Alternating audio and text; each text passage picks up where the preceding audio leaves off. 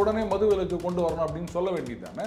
இதில் வந்து இந்தியா முழுக்க ஒரு கொள்கை அப்படின்னு சொன்னாருங்க. கரெக்டு. இந்தியா முழுக்க கொள்கை அப்படின்னா கல்விக் கொள்கையை ஏற்றுப்பாங்களா, அதை ஏற்றுக்கல இது மட்டும் அப்படின்னதுக்கு தமிழிசை அவர்கள் சொல்கிறாங்களேன்னு கேட்டுக்கிறாங்க.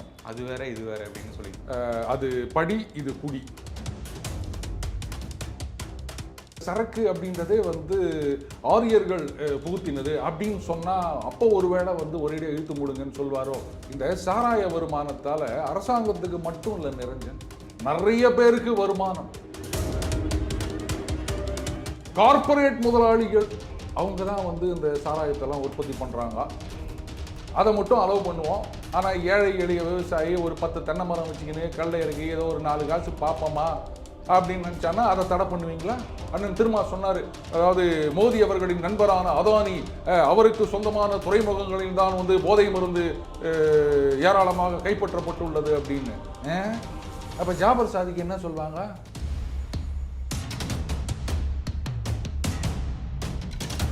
இந்த மதுவை ஒழிப்பது அப்படின்றது டக்குன்னு முடியும் அவங்களால, ஒரே கையெழுத்து. படிப்படியாக மூடலாம். எத்தனை படியில் மூட போறீங்க எனக்கு அதையாவது சொல்லுங்க. அதுலேயும் அண்ணன் RS பாரதி அவர்கள் திருமா அவர்களை போற்றி புகழ்ந்து பேசிவிட்டு போகிறார். அப்போ என்ன ஆச்சு? திமுக காம்ப்ரமைஸுக்கு ஒத்துக்கிச்சு தம்பி, அவ்வளோதான். இது திருமா அவர்களுடைய வெற்றி.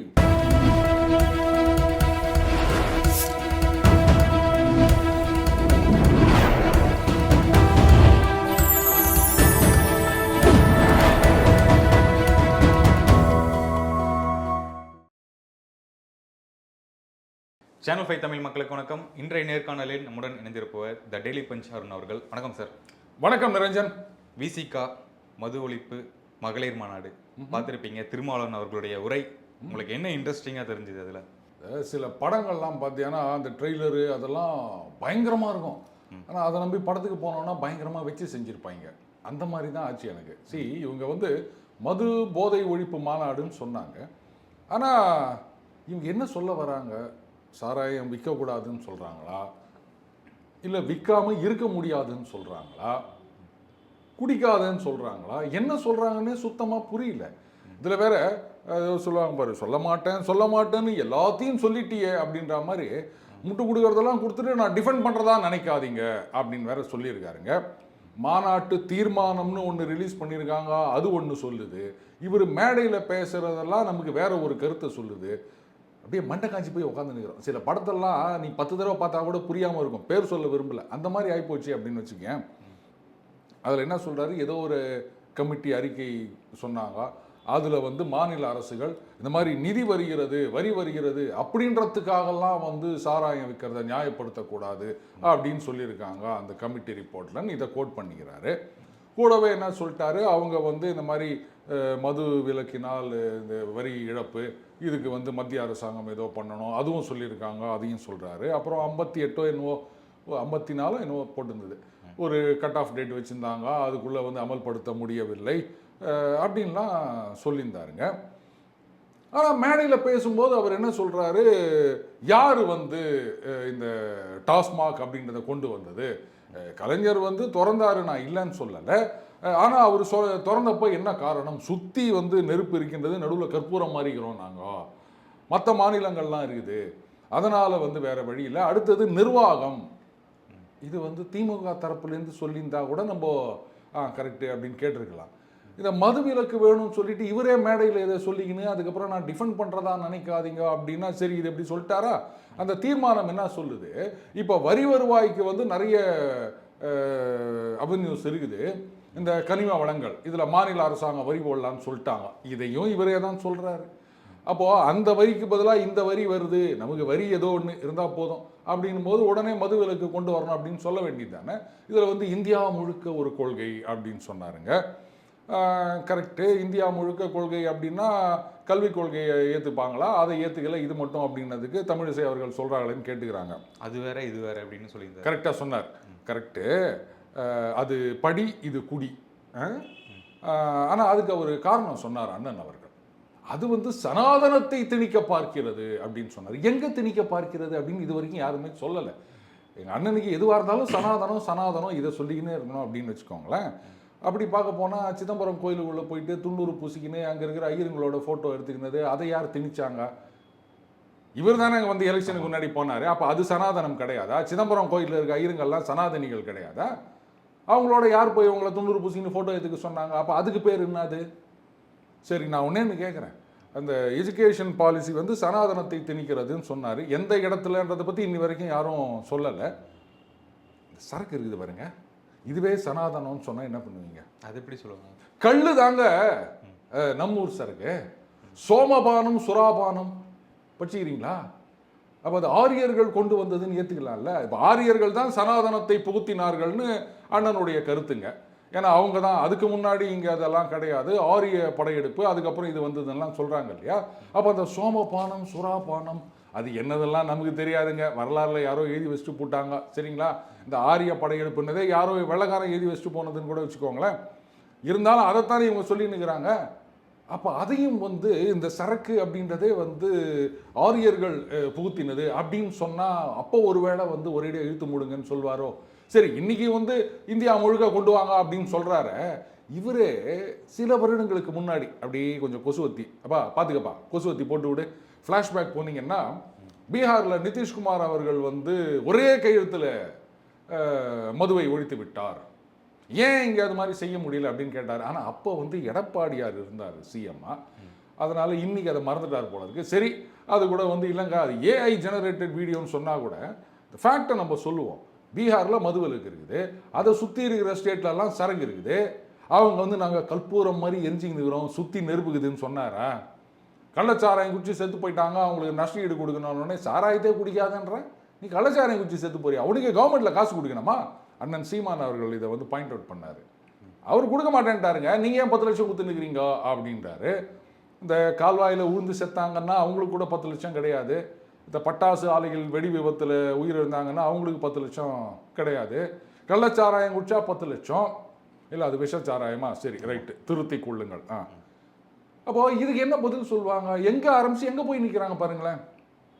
எனக்கு என்ன தோணுதுன்னா, இல்லை இப்போ நீங்கள் சொல்ல ஸ்டேட்மெண்ட்டே வந்து ஒரு கிளியரான ஒரு தெளிவான அறிக்கை இல்லாமல் ஒரு நடந்த மாநாடு மாதிரி தெரியுது அவங்களுக்கு.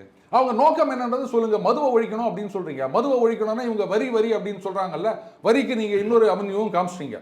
கனிம வளத்துலேருந்து வரி போடலாம், அதனால இது வேணாம் அப்படின்னு. சரிங்க, நான் கேட்குறேன், நிர்வாகம்னு சொல்லி நிற்கிறாங்க. வரிக்கும் அண்ணனே வழி காமிச்சிட்டார். கனிம வளங்களில் ஸ்டேட் கவர்மெண்ட்டே வரி போடலாங்க, அதனால இனிமேல் இந்த டாஸ்மாகில் வருமானம் வேணாம் அப்படின்னு வழி காமிச்சிட்டார். அப்போது தீர்மானத்தில் சொன்னதை மேடையில் பேச வேண்டியது தானே. நீங்கள் இன்னும் வரி வருமானம்னு சொல்லாதீங்கன்னு. சரி, நான் ஒன்று கேட்குறேன். இப்போது சமீபத்தில் ஆதவ் அர்ஜுனா அவர் தான் வந்து ஆட்சியில் பங்கு அதிகாரத்தில் பங்கு அப்படின்னு ஆரம்பிச்சாருங்க. அது ஒரு பெரிய பிரச்சனையை உண்டாக்கியது. சமீபத்தில் முன்னாள் தருமபுரி எம்பி செந்தில்குமார் அவரோட பேட்டி ஒன்று பார்த்தேன். அதில் அவர் என்ன சொன்னார், மறுபடியும் லாட்டரியை ஆரம்பிக்கணும், அதில் நிறைய வருமானம் வரும் அப்படின்னு கேட்டாங்க. இல்லைன்னு சொல்லியாச்சு அப்படின்னு ஒரு கருத்தை சொன்னாருங்க. அது என்ன இருந்தாலும் முன்னாள் எம்பி அவர்கள் இல்லையா, அதனால் அவர் சொன்னது பொய் அப்படின்லாம் நான் சொல்ல மாட்டேன். நான் அதை அப்படியே நம்புகிறேன். லாட்டரியில் கூட வருமானம் வருதுல்ல, அது ஏன் ஒழிச்சாங்க? லாட்டரியிலையாவது பணம் தான் நாசமாக போகுதுங்க, உடம்பு நாசமாக போல. ஆனால் சரக்கடிச்சா ரெண்டுமே. இளம் விதவைகள் அதிகமாகி கொண்டிருக்கும் மாநிலமாக இருக்கிறது தமிழ்நாடு. கவிதானி அவர்கள் ஒரு காலத்தில் சொன்னாங்க. நேற்று மேடையில் கூட யாரோ பேசினாங்க அப்படின்னு நினைக்கிறேன் இந்த மாதிரி. ஆனால் லாட்ரியில் அந்த மாதிரிலாம் ஆகிறது கிடையாதுங்க. பணம் போகுது, அவ்வளோதான். அப்போ அதை தடை பண்ணுறீங்கல்ல. பண்ணாங்க, இவங்க பண்ணாங்களா? இல்லை இல்லை. ஸோ பண்ணிட்டாங்கல்ல, அப்போ அதே மாதிரி இதையும் பண்ண வேண்டியது தானே. ஏன் இப்போ லாட்ரியில் வந்து நாங்கள் தடை பண்ணிட்டாங்க, இப்போ கேரளாலாம் லாட்ரி பயங்கரமாக விற்குது, நாங்கள் தடை பண்ணிட்டோம், அதனால் வருவாய் இழப்பு எங்களுக்கு வந்து ஒன்றிய அரசு கொடுக்க வேண்டும்னு யாராவது கேட்டாங்களா? ஏன் சாராயத்தை இழுத்து மூடினா மட்டும் எங்களுக்கு வந்து மத்திய அரசாங்கம் நிதி கொடுக்க வேண்டும் அப்படின்னு கேட்குறீங்க? இந்த சாராய வருமானத்தால் அரசாங்கத்துக்கு மட்டும் இல்லை நிரஞ்சன், நிறைய பேருக்கு வருமானம். அதனால தான் யாரும் மூட மாட்டேங்கிறாங்க. இவர் யார் அந்த நிறைய பேர்னு கேட்க மாட்டியா? இப்போ யார் அந்த நிறைய பேர் நீங்கள் நினைக்கிறீங்க சார்? ஐயோ, நம்ம வந்து இந்த சட்டம் இருக்கு இல்லையா, அந்த 4 கட்டத்துக்குள்ளேயே பூந்து விளையாடுறவங்க. இப்போது சரகு வாங்குறாங்க அப்படின்னு சொன்னால் இந்த பார்லாம் அது ஏதோ ஹோட்டலில் தான் இருக்கும்னு நினைக்கிறேன், எல்லா இடத்துலையும் இருக்காது போல இருக்கு இல்லையா.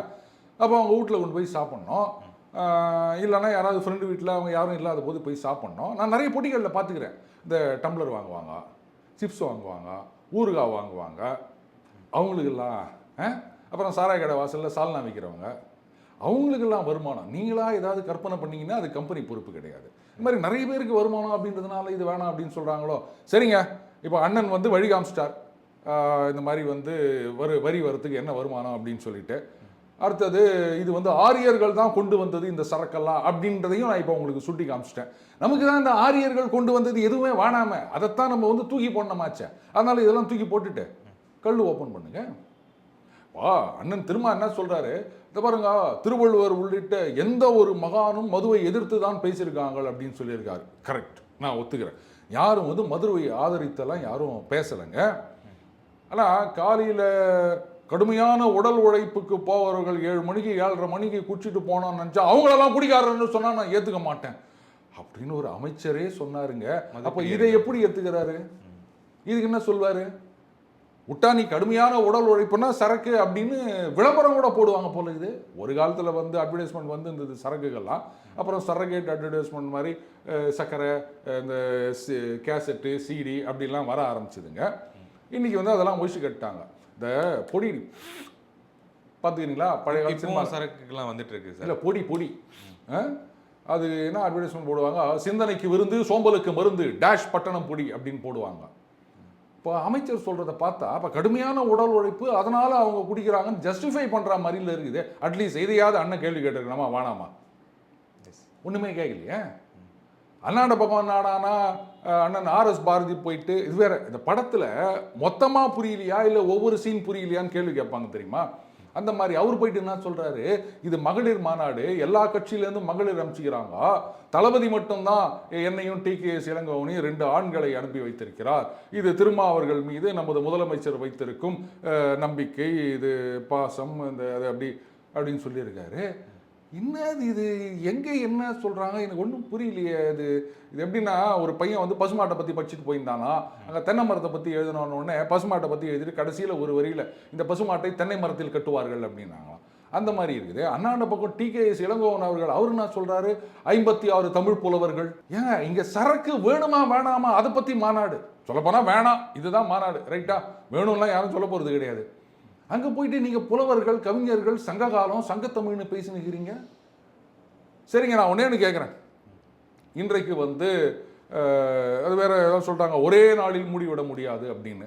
வருமானம் நோக்கம் இல்லை அதுவும் சொல்லிட்டாங்க கவர்மெண்ட்டில். அதுக்காகலாம் நாங்கள் டாஸ்மாக் நடத்தலை அப்படின்னு.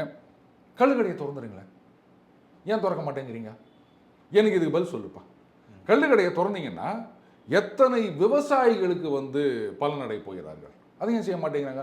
இதுவும் போதை அதுவும் போதை, அப்புறம் என்ன லாபம் வராமல் போயிடும்ல யாருக்கு? அரசாங்கத்துக்கு. கல் விற்கிறதுல இவ்வளோ வந்து நீங்கள் அரசாங்கத்துக்கு கொடுங்கன்னு சொல்லுவோம். உங்களுக்கு தான் வந்து லாபம் நோக்கம் கிடையாது, நீங்களே சொல்லிட்டீங்களே. வருமானத்துக்கு வேற நீங்கள் கரிம வளத்தை வேலை போட்டுக்கோங்க அப்படின்னு வேற சொல்லிட்டார்ல அவரு. அப்புறம் வருமானத்துக்கும் வழி இருக்குது, லாபம் நோக்கம் கிடையாதுன்னு சொல்லிட்டீங்க.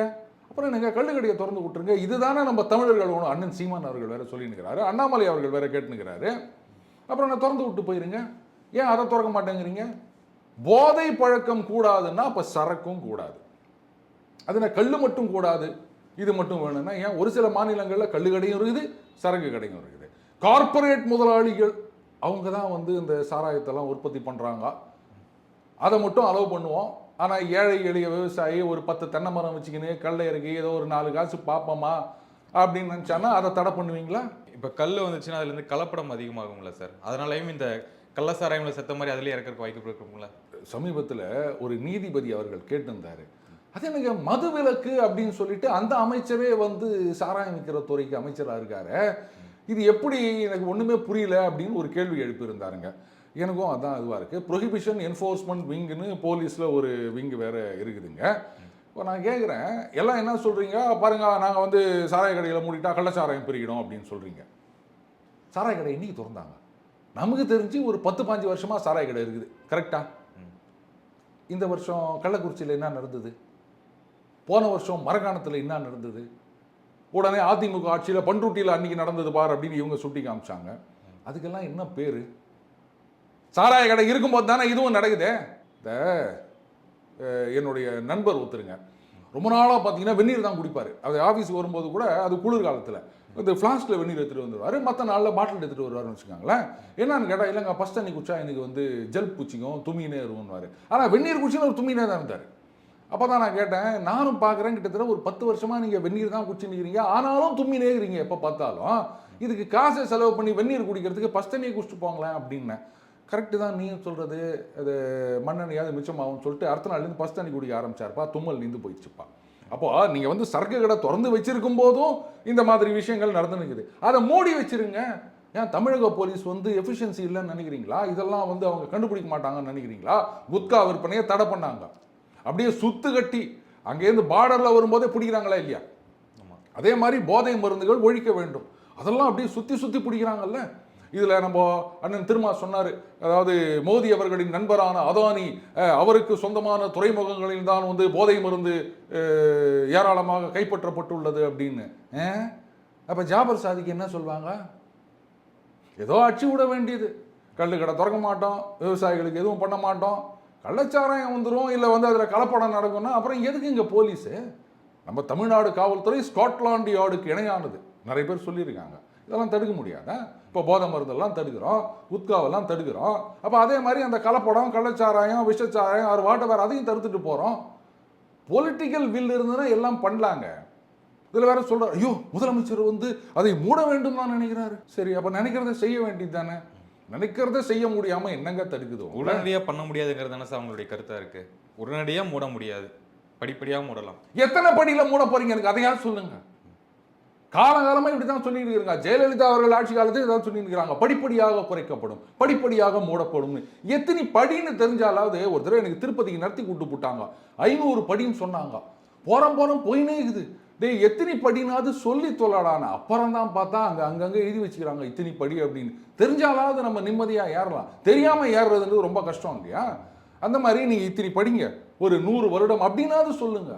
அப்போவாது நாங்கள் அப்பா 100 வருஷத்துக்கு அப்புறம் சரக்கு இருக்காது அப்படின்னு நாங்கள் தெம்பாக இருக்கோம். அதையும் சொல்ல மாட்டேங்கிறீங்களா? காலங்காலமாக இதையே தானே சொல்லிட்டு இருக்கிறீங்க, படிப்படியாக குறைக்கிறோம் அப்படின்னு.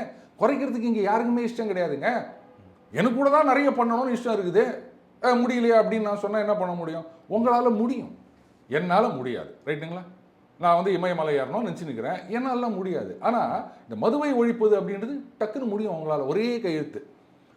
ஆனால் எனக்கு என்னவோ இப்போ நிறைய பேர் கேட்டுக்கிறாங்கல்ல நிரஞ்சன், இந்த 2026 தேர்தல் வந்து உதயநிதி வெர்சஸ் அண்ணாமலை அந்த மாதிரி வருமா, இல்லை உதயநிதி வெர்சஸ் விஜய் வருமா அப்படின்னு நான் வேற மாதிரி பார்க்குறேன். இந்த இல்லை இந்த மது விலக்கு மாநாடாகட்டும், அந்த நீட் ஒழிப்பாகட்டும், ரெண்டுத்துக்கும் நிறைய ஒத்துமை இருக்குது பார்த்தீங்களா? என்ன ஒற்றுமை? இப்போ இதுவும் ஒரே கையெழுத்தில் நீட்டை ஒழித்து விடுவோம் அப்படின்னாருங்க, ஒன்றும் முடியல. அதே மாதிரி இவரும் வந்து போன ஆட்சியில் இருக்கும்போது சொன்னார், ஒரே கையெழுத்தில் வந்து நிதிஷ்குமார் மதிச்சாரு, இது ஒழிச்சாரு அப்படின்னாரு, அதுவும் அப்படியே இருக்குதுங்க.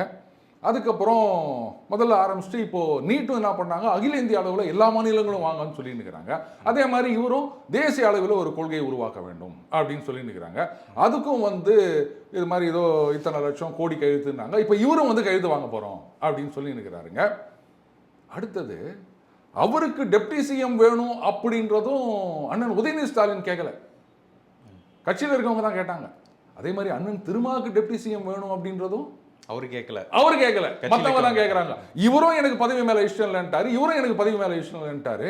நிறைய ஒற்றுமைகள் இருக்குல்ல, இன்ட்ரெஸ்டிங்காக இருக்கும்னு நினைக்கிறேன். 26. ஆமாம், இப்போ இது நீங்கள் சொல்லதை பார்த்தா மதுவிலக்கு நீட் இதை வச்சு தான் அரசியல் பண்ணுறாங்க விசிகா திமுக. இது அரசியல் கிடையாது, தேர்தல் நோக்கம் கிடையாது அப்படின்னு அண்ணன் சொல்லிட்டாரு. நம்புங்க, அண்ணன் சொன்னா நம்பணும். ஏங்க சிரிக்கிறீங்க? நம்ப மாட்டீங்களா நீங்க? எவ்வளவு பெரிய தலைவர் சொல்லி இல்ல சார், இதுதான் தொடர்ந்து வந்துகிட்டு இருக்கு. நீட்டு இப்ப மதுவிலக்கு இவர் ஆரம்பிச்சிருக்காரு, 26 வரைக்கும் அந்த கொள்கையிலே ஒரு ஸ்டாண்ட்ல நிப்பாரா? இதுல சொன்னார் பாருங்க, நல்ல காலம் நீங்க கேட்டீங்க. 26 தேர்தலுக்கு முன்னாடி மதுக்கடைகளை மூடிவிட்டால் திமுக மீண்டும் ஆட்சிக்கு வரும்னு சொல்லியிருக்காருங்க. அப்புறம் சாராய கடையை மூடலன்னா திமுக மறுபடியும் பதவிக்கு வராதுன்னு அர்த்தமா? எனக்கு பதில் சொல்லுங்க நிரஞ்சன், ப்ளீஸ் எக்ஸ்பிளைன் பண்ணுங்க எனக்கு. சாராய கடையை மூடலைன்னா நீங்க மறுபடியும் ஆட்சிக்கு வரமாட்டீங்க அப்படின்றது தானே அர்த்தம். அதுக்கு எப்படி? அப்போ சாராய கடையை மூடலைன்னா திரும்ப அவர்கள் ஆதரவை வாபஸ் வாங்கிப்பாரா? இல்லை ஐயோ பாசக வந்துடும் அதனால நாங்கள் வந்து காம்ப்ரமைஸ் பண்ணிக்கிறோம் அப்படின்னு சொல்கிறாரா? ஏன்னா நிறைய இப்படி தான் சொல்லிட்டு இருக்கிறாங்க, எதை கேட்டாலும் பாஜக வந்துடும் பாஜக வந்துடும் பாஜக வந்துடும். விழுப்புரம் மாவட்டத்தில் ஒரு பஞ்சாயத்தில் வந்து அந்த தலைவி அவங்கள சீட்டில் உட்கார வைக்க விடலையா, போராட்டம் பண்ணிட்டு இருக்கிறதா செய்தி வந்திருக்கு. ஏதாவது கேள்வி கேட்பாரா? என்னங்க சமூக நீதி திராவிட மாடல் ஆட்சி, அதில் இந்த மாதிரி நடக்கலாமான்னு ஒரு வார்த்தையாவது கேட்டிருப்பாரா? சரி இல்லை மாநாட்டில் பிஸியாக இருந்திருப்பாரு, அநேகமாக இந்த மாநாட்டு வேலைகள்லாம் முடிஞ்ச பிறகு அதுக்கப்புறமா ஏதாவது கேள்வி கேட்பார் அப்படின்னு பார்ப்போம்.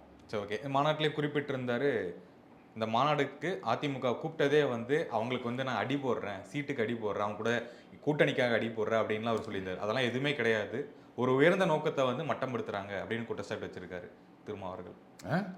அப்போ கூப்பிடும்போது முதல்ல வந்து அதிமுகவுக்கு மது விலக்கில் நோக்கம் இருக்கிறது, இடதுசாரிகளுக்கு இருக்கிறது அப்படின்னு லிஸ்ட்டு போட்டார். அப்போ ஏன் திமுகவுக்கு வந்து மது விலக்கில் உடன்பாடு இருக்கிறதுன்னு சொல்லலை? எனக்கு பதில் சொல்லுங்கள். அந்த வீடியோவில் அவ்வளோதான் இருந்தது. அதிமுகவை சொல்லிக்கிறார், இடதுசாரிகளை சொல்லிக்கிறார், திமுகவை சொல்லவே இல்லையா? இப்போ என்னங்க பதில் சொல்லிருக்கலையா? அதிமுக அழைப்பு கொடுக்குறீங்களா இல்லையா? திமுக வரேன்னு சொன்னோடனே அவங்க எப்படி வருவாங்க? ஏங்க என்ன காவிரி பிரச்சனைக்காகவா நீங்கள் சர்வ கட்சி கூட்டம் நடத்துறீங்க? எல்லா கட்சியும் வாங்கன்னு சொல்கிறதுக்கு. இதில் பாஜக வரக்கூடாதான், அந்த பாமக வரக்கூடாதான்? சொல்லப்போனால் சரி, இது மது விலக்கு மாநாடு அப்படிங்கும்போது எல்லாத்தையும் தானே கூப்பிடணும். அதுக்கு தான் அவர் பதில் சொல்லிட்டாரு. பாஜக வந்து மதவாத கட்சி, பாமக வந்து ஜாதிய கட்சி அப்படின்ட்டாரு. சரி, அண்ணன் பல காலங்களில் பேசினதெல்லாம் எடுத்து போட்டா என்னன்னு தெரியல. இப்போவே அவர் என்ன பண்ணிக்கிறாரு, அந்த இது மாதிரி ஒரு மதத்தை குறிப்பிட்டு அவங்க வந்து சரக்கடிக்கிறது இல்லை அப்படின்னு சொல்லியிருக்காரு. அந்த விஷயம் நான் கேட்கணும்னு நினைச்சேன். அது எதுக்காக இந்த மதத்தில் இருக்கவங்க வந்து 99% யாரும் மதம் இருந்த மாட்டாங்க அப்படின்னு சொல்லியிருக்காரு? ஏன்னா அவர் மதச்சார்பற்ற தலைவர், அதனால மதமாக தான் அவர் குறிப்பிட்டு பேசுவார். இப்படி சொல்லிட்டாரா? அடுத்தது இந்த மதத்தில் இருக்கவங்க இவங்க தண்ணி அடிக்கிறாங்க, இந்த மதம்னு சொல்ல விளிம்பு நிலை மக்கள் இவங்க அப்படின்னு சொல்லியிருக்காரு. அடுத்தது அந்த மாநாட்டுக்கு முதல்ல ஒரு குழு ஒன்று போட்டார் பார்த்தீங்களா? அதில் அந்த லெட்டர் பேடில் அவர் எழுதிக்கிறாரு, மது மற்றும் போதை ஒழிப்பு மகளிர் மாநாடு 2024 போட்டுட்டு கீழே பார்த்தீங்கன்னா கிறிஸ்துவ அமைப்புகள் ஒருங்கிணைப்பு குழுன்னு போட்டு ஒரு 12-14 பேர் போட்டு அது சிஎஸ்ஐஏ, ஏஎல்சி, டிஎல்சி அப்படின்லாம் மென்ஷன் பண்ணியிருக்காரு. அதுக்கு இதுக்கு என்ன சம்பந்தம்னு எனக்கு தெரியல. இப்படி மதமாக பிரித்து பார்த்துட்டு இவர் பாஜகவை பார்த்து சொல்கிறாரு மதவாத அரசியல் செய்கிறது, ஈயத்தை பார்த்து இழிச்சு தான் பித்தலைன்னு ஒரு பழமொழி சொல்லுவாங்க ஊருக்குள்ளார, அந்த மாதிரி இருக்குது. இது எதுக்கு இந்த கிறிஸ்தவ ஓட்டு முஸ்லீம் ஓட்டுக்கு வாங்கறதுக்காக ஒரு விஷயமா? அது இந்த பாருங்க, அவருடைய ரெலவன்ஸ் சமீப காலங்களில் வந்து கேள்விக்குரியதாகிவிட்டது. ஸோ அதனால் அதை தக்க வைத்து கொள்ள வேண்டும். திமுக கூட்டணியில் அவருடைய ப்ரெசன்ஸ் பாருங்க, நாங்கள் இல்லைன்னா ஒன்றும் இல்லை. நல்லா யோசிச்சு பாருங்க நிரஞ்சன், இன்னைக்கு எல்லாம் வந்து திருமா சரண்டர் ஆகிட்டான்னு சொல்லினுக்கிறாங்க. நாள்லேருந்து நான் சொல்லிட்டு இருக்கேன் கிடையாது அப்படின்னு. திருமா அவர்கள் சமீபத்தில் பேசினதெல்லாம் எடுத்து பாருங்க. திமுக கூட்டணியை பலவீனப்படுத்த வேண்டும் என்பதற்காக விசிகாவை இந்த பக்கம் கொண்டு வரணும்னு ட்ரை பண்ணுறாங்க அந்த மாதிரி பேசுகிறார். அப்போ என்னங்க அர்த்தம்? விசிகா போயிடுச்சுன்னா திமுக பலகீனம் ஆயிடுச்சுன்னு அர்த்தமா? அப்படிதான் நினைச்சிருக்காங்களா? அந்த நெரேட்டிவ் செட் பண்ணிட்டாரா இல்லையா திருமா அவர்கள்? சொல்றாரு அது கூடாதுன்றதுக்காக நாங்கள் இங்கே தான் இருக்கோம், நாங்கள் வந்து கொள்கையில் ஒன்றுபட்டவர்கள், எத்தனை வருஷமா இருக்கோம் எல்லாம் சொல்லியிருக்காரு. ஆனால் கூடவே திமுகவை பலவீனப்படுத்தணுன்றதுக்காக விசிகாவை தனியாக கொண்டு போனோம்னு ட்ரை பண்ணாங்க அப்படின்னு சொல்லிட்டாரு.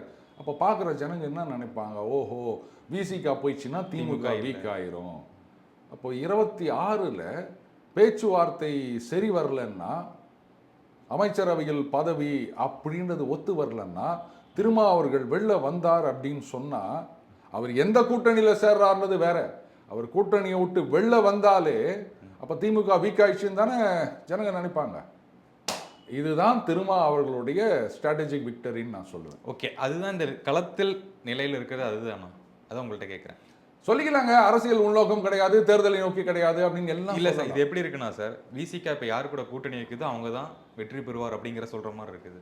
அப்படியும் எடுத்துக்கலாம். திமுக வந்து விசிகா இல்லை என்றால் ஜெயிக்க முடியாது, பலகீனமாகிவிடும் அப்படின்ற நெரேட்டிவ் இப்போ வந்துருச்சு. வருகின்ற காலங்களில் விசிகா யாரோட சேர்றாங்களோ அவங்க தான் ஜெயிக்க போகிறாங்க அப்படின்ற ஒரு நெரேட்டிவும் உருவாகலாம். அதைத்தான் சொன்னேன், திருமா சரண்டர் ஆகவில்லை அப்படின்னு நான் சொன்னேன். அதை இப்போ எல்லாம் ப்ரூவ் ஆகினுக்குதான். திமுக காம்ப்ரமைஸ் பண்ணிக்கினாங்க. இவங்க என்ன கேட்டாங்க, ஆராசா அவர்கள் என்ன கேட்டார், இந்த மாதிரி பேசிக்கிறாரு, இது மாதிரி சினிமாலேருந்து வந்த உடனே டெப்டி சிஎம் பதவி கேட்குறதா, இதெல்லாம் வந்து இது பண்ண முடியாது, நடவடிக்கை எடுக்கணும்னு சொன்னார். எடுத்தாரா? நடவடிக்கை எடுக்கல. அவர் கண்டிச்சாத ஏதாவது பேசினாரா? மூத்த நிர்வாகிகளுடன் பேசுவோம். அவர் சொன்னது தப்பா சரியான்னு கூட சொல்ல. ஒரு இடத்துல வந்து கருத்து சுதந்திரன்றாரு, ஒரு இடத்துல நாங்கள் நிர்வாகிகளோட பேசுவோம். எந்த இடத்துலையுமே ஆதவ அர்ஜுனா பேசதை கண்டிக்கவில்லை. மாநாட்டில் அவரும் ஒரு முக்கிய நிர்வாகியாக இருந்தார். அப்போ வந்து அந்த கருத்து இவருடைய அனுமதி பெற்று தான் பேசியிருக்காரு. அனுமதி பெற்று பெறலை அதெல்லாம் செகண்டரி. திமுக வந்து நீங்கள் அவர் நடவடிக்கை எடுக்கணும்னு சொன்னால் எடுத்தாங்களா இல்லையா? எடுக்கல. அப்போ என்ன அர்த்தம்? எடுக்காத பிறகும் அங்கேருந்து 2 பேர் வராங்க. அர்த்தம் இல்லை எடுக்காத பிறகும் அங்கேருந்து 2 தலைவர்கள் வராங்க. அதுலேயும் அண்ணன் ஆர்.எஸ். பாரதி அவர்கள் திருமாவர்களை போற்றி புகழ்ந்து பேசிவிட்டு போகிறார். அப்போ என்ன ஆயிடுச்சு? திமுக காம்ப்ரமைஸுக்கு ஒத்துக்கிச்சு தம்பி, அவ்வளோதான். இது திருமாவர்களுடைய வெற்றி. திருமாவர்கள் சொல்லியிருந்தாரு அதிமுகவுக்கு சீட்டுக்கு அடி போடுறேன் அப்படின்னு சொல்லியிருந்தாரு. அது இல்லை அப்படின்னும் அவரே மறுத்து விட்டார். அப்படிங்கும்போது இங்க போறதுக்கான வாய்ப்புகள் இருக்காது இல்ல, திமுக கூட்டணியில் தானே இருப்பாரு. அப்புறம் எப்படி போவார் அப்படின்னு நம்ம எடுத்துக்கலாம். அப்படியா? தா.வே.கா அப்படின்னு ஒரு புதிய கட்சி வருது தம்பி, 27ஆம் தேதி. நான் ஆக்சுவலாக அக்டோபர் 15 நினச்சிருந்தா அக்டோபர் 27ஆம் தேதி. அதனால தான் முந்தைய பேட்டியில் சொல்லியிருந்தேன் அக்டோபர் 2, அக்டோபர் 15 ரெண்டுமே குரூஷியல் டேட் அப்படின்னு. அது இன்னொரு இடத்துலையும் பேசும்போது சொல்லியிருந்தேன். இப்போ வந்து இல்லைன்னாலும் 26க்கு முன்னாடி எது வேணாலும் நடக்கலாம். Wait and see. என்ன நடக்கலாம்? அங்க கூட்டணிக்கு சேரக்கு வாய்ப்பு இல்லை, இருக்கும். நீங்கள் சொன்னீங்க போகிறதுக்கு வேற இடம் இல்லை அப்படின்னு. எலி வந்து முன்னாடி ஒரு வழி வச்சிருக்குமா, பின்னாடி ஒரு வழி வச்சிருக்குமா? இது நான் சொன்ன கதை இல்லைங்க, வேற யாரோ சொன்ன கதை, ரிப்பீட்டு. ஸோ அந்த மாதிரி ஒரு வழி அதிமுகனா இன்னொரு வழி தாவேகாவா ஏன் இருக்கக்கூடாது? தாவேகாவோட என்ன கூட்டணிலாம் வச்சுக்கூடாதா? தாவேகாவுன்னா அதிமுக திமுகவோட சேர்றதுக்கு யோசிப்பாங்க. ஏன்னா யாருக்கு ஒரு வாக்கு வங்கி இங்க ஒரு பர்சன்ட் இருக்காங்க, திமுக அதிமுக ஒரு பர்சன்ட்ல இருக்காங்க. இங்க சேர்ந்தா வெற்றி வாய்ப்புகள் அதிகம் அப்படிங்கறதுக்காக போகலாம். தாவேகாக்கு ஏன் போகணும்? ஏங்க அவர் தான் அடுத்த சிஎம்னு சொல்லி நிற்கிறாங்க. நீங்கள் என்னன்னா பர்சன்டேஜை பற்றி பேசி நிற்கிறீங்க. நீங்கள் அவர் கபால்னு அரசியலுக்கு வந்து இந்த கொள்கை கோட்பாடு சொன்ன உடனே அவ்வளோதான். திமுக அதிமுக பாஜக எல்லாம் கலகலத்து போயிட்டு அங்கே இருக்கவங்களாம் அப்படியே அங்கே போயிட போகிறாங்க. எல்லாம் சம்பளமும் வேணாம், வேலையும் வேணாம், போனஸும் வேணாம், போங்கடா நான் என் தலைவனை பார்க்க போகிறேன்னு அப்படியே வர போகிறாங்க. பாருங்க நீங்கள் இதை போய் கேட்டுக்கிறீங்க. நான் பார்த்தேன், இவங்க 2 பேரும் கூட்டணி சேர்ந்தாங்கன்னா விஜய் அவர்கள் முதலமைச்சர், திருமாவளவன் அவர்கள் துணை முதலமைச்சர். அதுக்கு ஒத்துக்கிட்டா இருக்கக்கூடாதா? எப்படி வாய்ப்பு? என்ன எப்படி வாய்ப்புன்னு? ஏங்க தனியாகவே நின்று அவர் சிஎம் ஆகிறாரும் போது திருமாவர்கள் கூட சேர்க்கும் போது அவருக்கு டெப்டி சிஎம் கொடுக்க மாட்டீங்களா? இந்த பக்கம் திமுகன்னு ஒரு வலிமையான கட்சி இருக்குல்ல சார், 40க்கு 40. அப்போ தாவேகா வந்து வலிமை இல்லாத பலகீனமான கட்சின்றீங்களா? புசி ஆனந்த் கிட்ட போய் கேளுங்க, அவர் சொல்லுவார் கட்சியோட வலிமை என்னன்னு.